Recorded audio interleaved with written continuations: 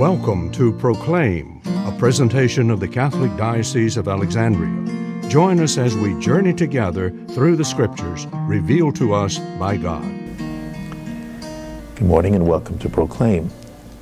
As we've heard that very, very strange and surprising statement of Jesus that it's easier for a camel to pass through the eye of a needle than for the rich to enter the kingdom of God, it's not surprising that people have initially looked at it and sometimes looked at it over and over again, that Jesus couldn't possibly be serious because that is absolutely an impossible comparison.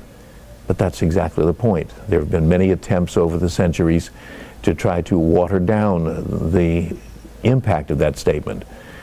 Suggestions that there was an entry into the city that was narrow and was called a needle's eye, except there's nothing that anybody's ever found that suggests there ever was such a thing.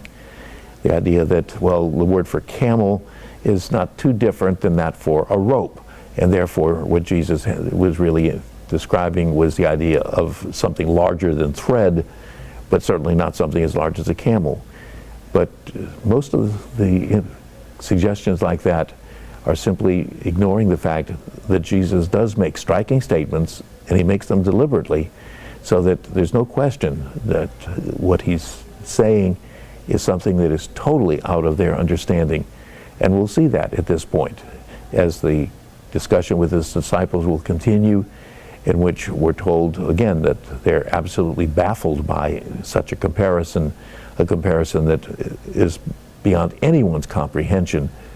And again, that's the exact point. Jesus is using such an extreme comparison, extreme example, that it would be truly impossible.